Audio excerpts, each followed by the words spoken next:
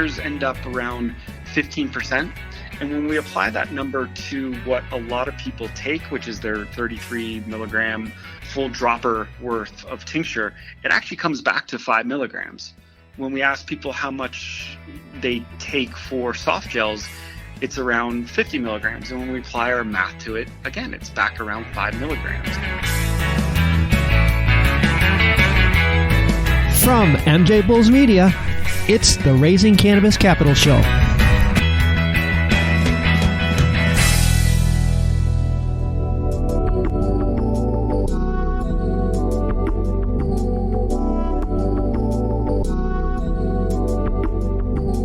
I'm Dan Humiston, and on today's show, how this chemist applied his years of big pharma experience to create clean, bioavailable CBD products for people and pets.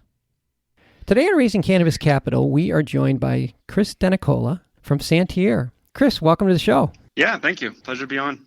Well, I've been looking forward to speaking with you today about CBD because Santeer produces a complete line of CBD products, which we're going to talk about in a minute. But while I was preparing for the interview, I started learning about bioavailability, which I kind of interpret as how much CBD my body can actually use per dose. And I was just completely puzzled why this is happening. And I figured who better to talk to than a chemist could explain it to us normal people. Why when I take a tincture and put some CBD into my mouth or I eat a gummy, why does my body only end up using like 10 to 15% of the medicine? Sure. So there's a couple different things that are going on. First, CBD in its natural state is a crystal. So we like to equate that to if you take a packet of sugar, pour that into a glass of iced tea, where does the sugar go? Just sinks to the bottom. If you took a sip of that iced tea right away, there would be no sweetness to it because none of the sugar actually got into the iced tea yet.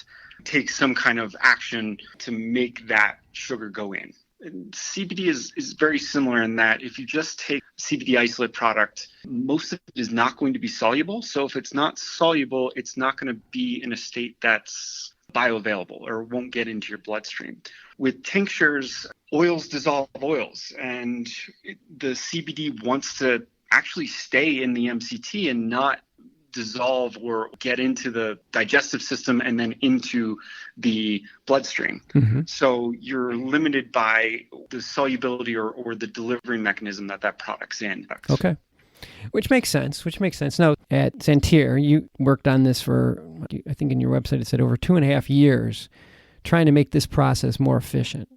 Yeah, so high level, mainly because it's still our trade secret, our IP.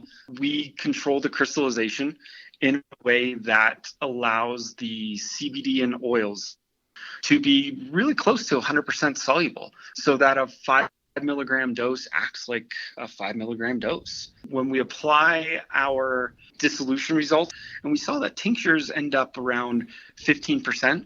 And when we apply that number to what a lot of people take, which is their 33 milligram full dropper worth of tincture, it actually comes back to 5 milligrams.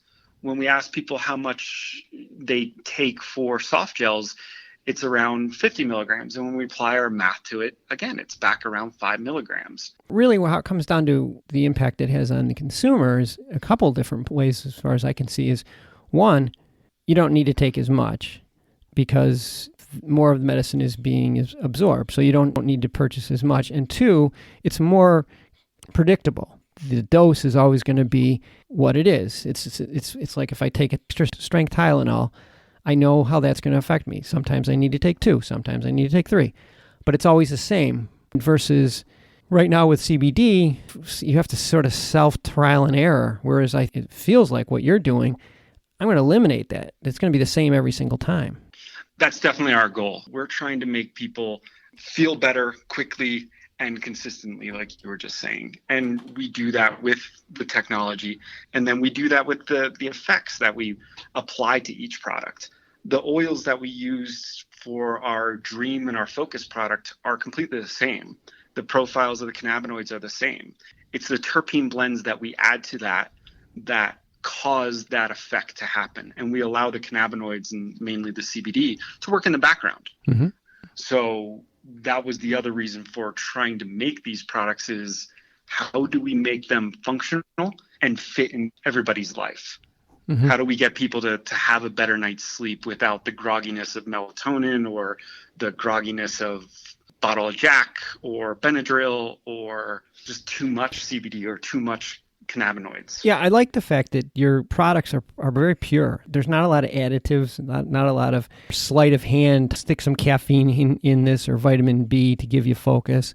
There's none of that going on. It's all done naturally through terpenes and using CBD. But the other thing that I like is the delivery method, the chewables. I think that's great. When I first started hearing tinctures, I was like, I'm not even sure I know what that is. And then when I started seeing them, I'm like, wow, that seems kind of old school, So yeah, old school is a good way to say it.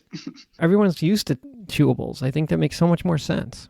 Yeah, two things. One, we all grew up taking Flintstone vitamin, and because we saw that our rate of dissolution or rate of solubility rose very fast in the first 2 or 3 minutes, we knew that the chewing action would break down the tablet, cause saliva to be produced, and you'd get some initial solubility and absorption through the sublingual glands, but then you end up swallowing it. So more of it is being released in your stomach. So we have a fast release product, so you get fast, immediate relief, or whatever effect you're going for, but then it works for another good 6-8 hours. Okay. So it's not like you're having to dose multiple times every couple hours. We're coming close to the end of our time here, but we didn't have a chance to really talk about your products.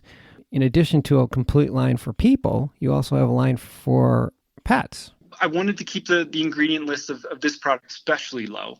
One, terpenes can be toxic to cats and dogs, so we wanted to make sure that those were out of there. Second, I was making this for my own dog, and I wanted her to have the best ingredients and the best product possible. We built products for small, medium, and large dogs. We wanted to make sure that different sized dogs weren't getting penalized for having to buy more product. Well, I just think it's good that you're heading in that direction because you want to give your pets the safest products that you can. But real quick, I see that you have a wholesale division within your company. If somebody wants to add CBD to their existing line of products, they can work with you to create a white label brand?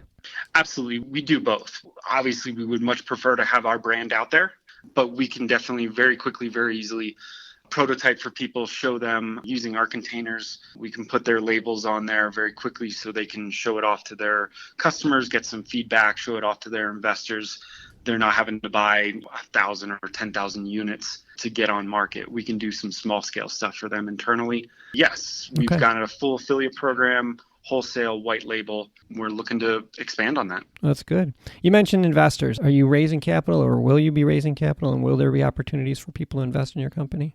We are getting to that point. What we're realizing is we've done all of the work from the science, product development, marketing, messaging, and now we need to start looking at investments or partners for scale up of manufacturing, for packaging, for sales channels. How do we find the right partners that have the relationships with the large CVS's and Coca-Colas and those types of brands where just slapping a CBD sticker on a current product may work, but are you going to get repeat sales because no one saw that it worked or that it was functional? We want to provide that differentiation. That's why we've worked hard on the branding, on the packaging, on the retail displays, on the messaging, so that we look different when someone comes into a store, that it attracts somebody. And from very quickly and from far away, people can tell what the products are and when to use it and how to use it. I think that makes sense.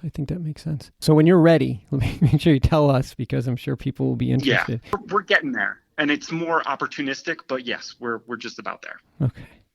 Well, we've been speaking with Chris Denicola from Santeer, and all of his contact information is going to be on the MJBulls website. Chris, thanks for taking the time today to explain this to us and also to talk about your company. Yeah, I appreciate the questions. Very informative questions, and was happy to be involved.